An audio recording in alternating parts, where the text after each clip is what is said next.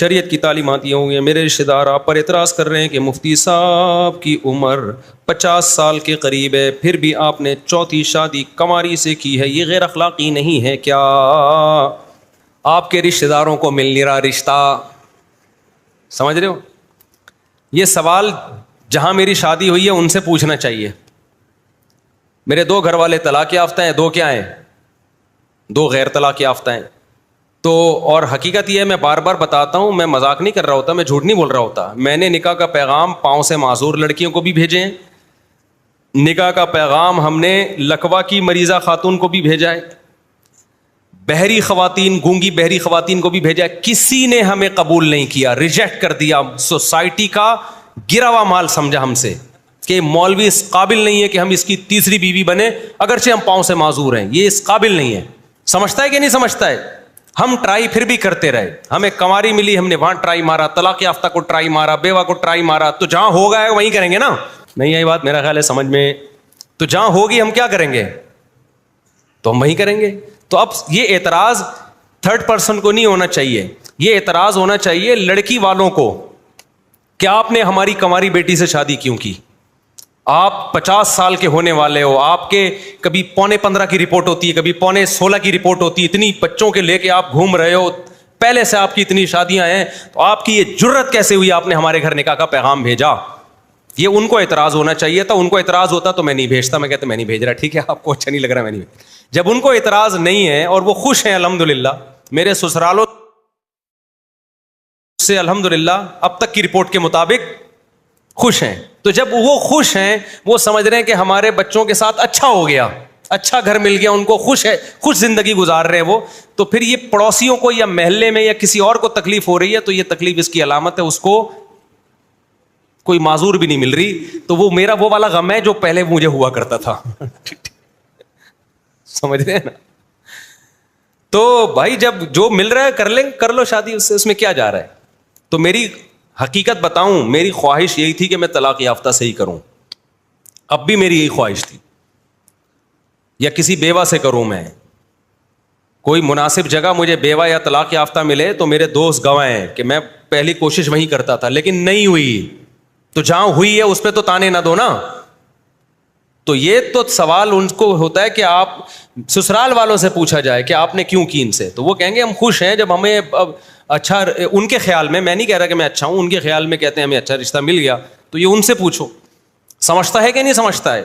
تو یہ ان کا حق بنتا ہے کہ لڑکی والے اعتراض کریں کہ ہم نہیں دے رہے.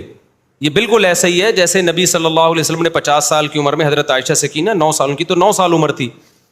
تو غیر مسلم اعتراض کرتے ہیں تو ظلم ہے. حضرت عائشہ سے پوچھو گے تو وہ کیا کہیں گی, ظلم ہے. وہ کہیں گی بھائی میرے لیے دنیا میں اس سے زیادہ خوش قسمتی کی بات کوئی ہے نہیں. تو جب امی عائشہ خوش ہیں تو آپ کو کیا پریشانی ہو رہی؟ میں یہ نہیں کہہ رہا ہمارے گھر والے حضرت عائشہ کی طرح مجھ سے خوش ہیں, کیونکہ ایک بیان سنتے ہیں اور بھگتنا میں نے ہی پڑتا ہے گھر جا کے کہ اتنا پھینکنے کی آپ کو اجازت نہیں ہے. انڈے لینے بھیجا تھا, 2 گھنٹے کا بیان کر کے آئے, مگر اب تک انڈے گھر پہ نہیں آئے. تو میں نہیں کہہ رہا ہمارے گھر والے مجھ سے اتنا خوش ہیں, لیکن پریشان اتنے ٹینشن میں نہیں ہے جتنا یہ پرچیوں والے ٹینشن میں. اتنی ٹینشن میں نہیں ہے, سمجھ میں آ رہی بات؟ اتنی ٹینشن میں نہیں ہے جتنا یہ جس نے پرچی دی ہے نا ان کے رشتہ دار ٹینشن میں آئے ہوئے ہیں. تو وہ ان سے گھر والوں سے ملیں گے, بولیں گے الحمدللہ ہم خوش ہیں, ہمیں خوشی ہے.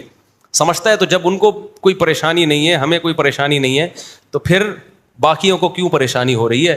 پھر یہ پریشانی اس کی علامت ہے کہ کیوں کر رہا ہے یہ. ٹھیک ہے نا؟ تو میں حقیقت بتاؤں, میں نے ابھی بھی طلاق یافتہ بیواؤں کی طرف زیادہ پیغام بھیجے تھے, لیکن نہیں ہوئی.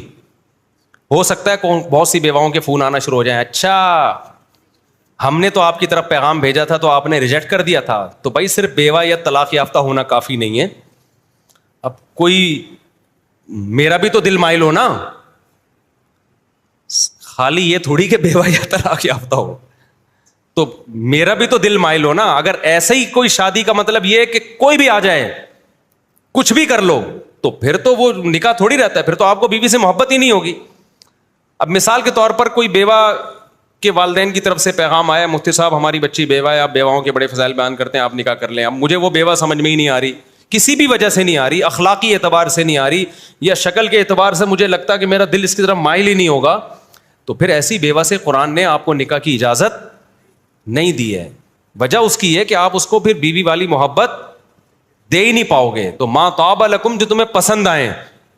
تو ہم نے کوشش کی ہے کہ بیوہ طلاق یافتہ, نخرے آج کل اتنے ہیں کہ نہیں کرنی بھائی, اتنے نخرے ہیں تو نہیں کر رہے. تو میں آپ کیا سمجھتا ہوں میں دھر دھر شادیاں ہوئی ہیں میری, ایسے تھوڑی شادیاں ہو گئی ہیں. جب میں کیا قصے سنائے یار, اس کے پیچھے لمبی کہانیاں ہیں, سچی کہانیاں ہیں. وہ کتنی اسٹرگل, کتنی محنت, کتنا کوشش, کتنی ڈپریشن, کتنی اسٹریس, دھمکیاں اور کیا کچھ کے بعد جا کے یہ تو اب ہم مشہور ہو گئے میرے بھائی, سب کو پتہ چل گیا مفتی صاحب کرتے ہیں شادیاں, تو اب رشتے آنا شروع ہوئے تھے.